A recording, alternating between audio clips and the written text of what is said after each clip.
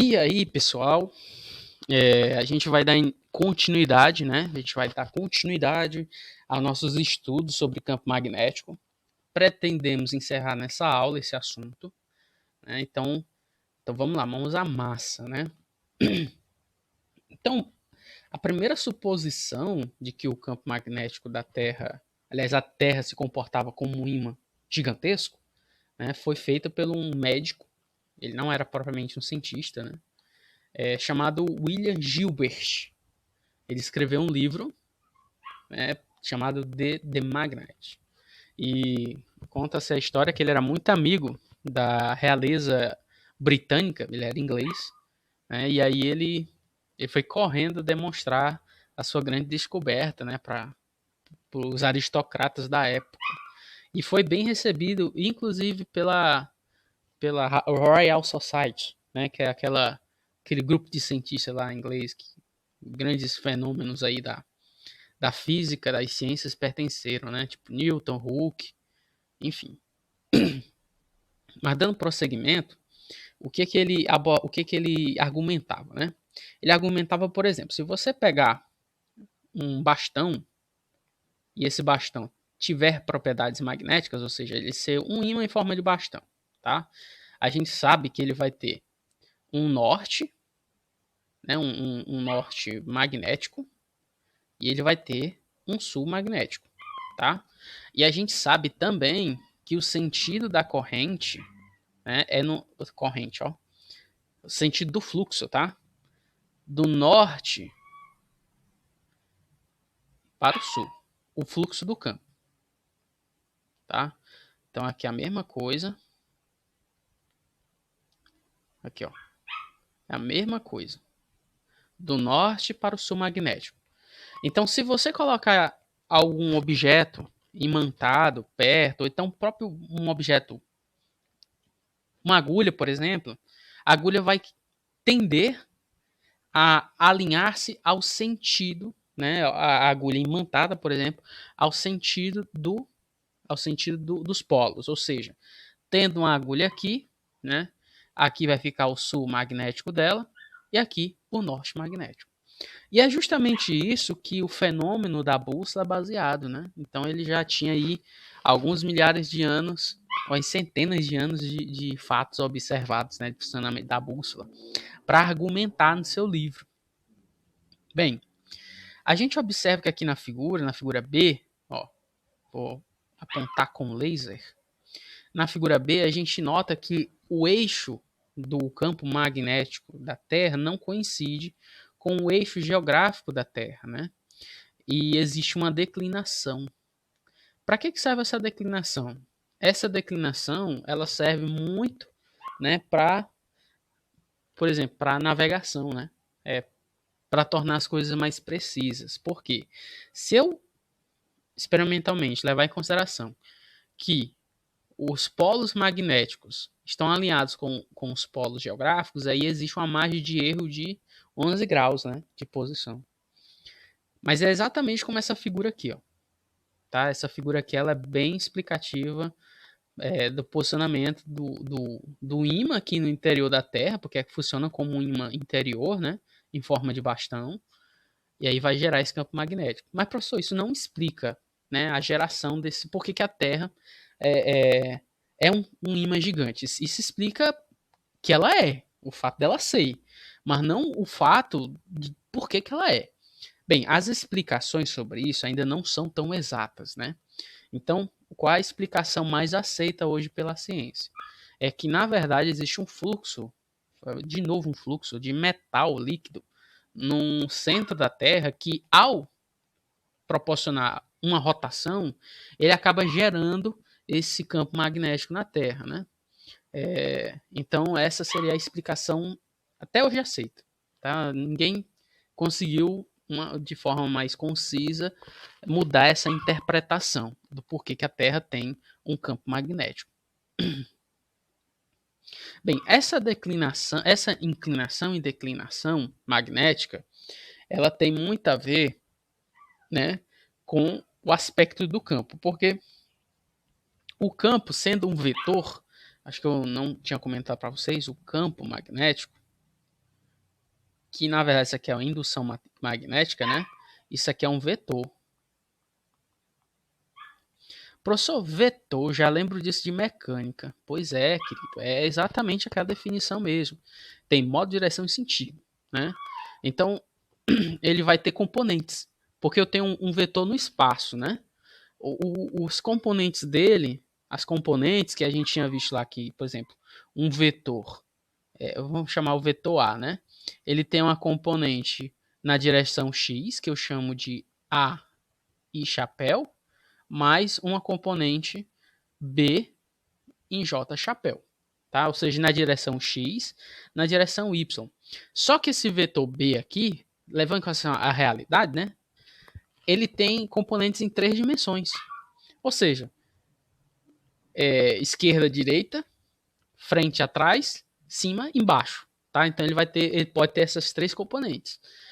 De forma mais específica, né, a gente pode observar que aqui a gente tem 2 definições que é de nosso interesse, que é a inclinação magnética, aqui ó, que é a inclinação magnética e a declinação magnética. O que é a declinação magnética e a inclinação magnética, professor? A inclinação magnética diz respeito a essa figura aqui, ó. Ou seja, em relação à horizontal, no sentido vertical para baixo, tá? No hemisfério norte. Então, o vetor campo magnético vai ter essa diferença aqui em relação à horizontal no sentido para baixo, tá? Para baixo. No hemisfério sul, que é o nosso caso, né? O vetor campo magnético aponta, né, numa direção, aliás, as componentes, né, é para cima e para direita. Então esse tetazinho aqui eu chamo de declinação. Aliás, de inclinação. A declinação é esse alfazinho que a gente viu anteriormente. A gente viu, professor, vimos aqui, ó. É esse 11 graus aqui, ó. Tá? Então, qual é a diferença, né? A declinação é em relação à horizontal, tá? A inclinação é em relação à vertical, ok? Bem, essa aqui é uma curiosidade bem legal, porque em 1945, um pesquisador, ele chegou à conclusão, analisando em laboratório algumas bactérias que pertenciam a um pântano, né? Ele chegou à conclusão que essas bactérias só nadavam no sentido norte, né? Eles olhavam lá no microscópio e ela só nadava no sentido norte. E aí ele chegou a uma descoberta. O nome dele era Richard Blackmore. Richard Blackmore, um biólogo americano. E aí ele chegou a consideração que mesmo a bactéria, né, tem uma ordem de grandeza. Desenhar aqui uma bactéria. Opa. A bactéria. Aqui. Ó, a bactéria, mesmo sendo uma ordem de grandeza, isso aqui é um ciliado. Vocês lembram? Biologia. Que é um ciliado. Então, mesmo sendo da ordem de 10 elevado a menos 6 metros, se eu não estiver enganado. Menos 6 metros. Dentro dessas bactérias desse pântano, existiam pedacinhos de... Adivinha o quê? Adivinha não, né? Que vocês não vão adivinhar. Mas chutem. Magnetita. Ou seja, eles tinham um GPS interno. Basicamente um sistema de posicionamento, direcionamento, né? Incrível, essas bactérias. Isso abriu a margem para uma grande possibilidade de estudo nesse tipo de navegação magnética. Essas bactérias não são os únicos animais da natureza que têm essa propriedade, não, tá? De saber as direções com bastante precisão. Existem pássaros, né, e tal, mas as bactérias foi provado que o porquê que elas têm isso. Outros animais já não se tem muita explicação. Alguns pássaros, por exemplo, ou até hoje se fazem indagações sobre o porquê que eles têm essa possibilidade, né? Vamos fazer um exemplo? Vamos. O exemplo fala assim, ó, represente a força magnética resultante que os polos norte e sul do ímã X, né, exerce sobre o polo norte do ímã e Y, né? Entendi. Então, situados no mesmo plano, então a gente quer saber a força resultante, né? Então, vamos verificar assim, ó. A gente sabe que norte com norte, isso aqui, repulsão. O mesmo repulsão. Isso aqui também vale para sul e sul. Certinho? Então, o que vai ser a atração, né? Vai ser norte e sul norte. Opa. Norte. Isso aqui vai ser a atração. Que é isso, professor? Tá desaprendendo a escrever? Atração. Então, por exemplo, esse ponto aqui, com esse ponto, isso aqui é repulsão, tá? Então, a gente quer saber. O X exerce no Y, então vai ser uma repulsão, tá? Vamos botar aqui, ó. Uma repulsão. E aí, a gente tem agora esse ponto com esse ponto. Então, isso aqui vai ser uma atração. A gente está querendo X no Y, né? O que X exerce em Y. Então, isso aqui vai ser uma atração. Então, o X vai atrair, né, o Y. Então, isso aqui vai atrair. Logo, fazendo aquela regrinha, né, do paralelogramo. Deixa eu voltar aqui. Pronto. Então, paralelogramo. Aqui. A resultante será, ó, aqui. Pronto. Então, a resultante da força, que é F resultante. Vou chamar isso aqui de F1 e essa aqui de F2, ok? Facinho, né? Só lembrar disso aqui, ó. Pode esquecer, não. Próximo. Um ímã é colocado no interior de um campo magnético uniforme conforme a figura. Represente as forças magnéticas que agem nos polos norte e sul.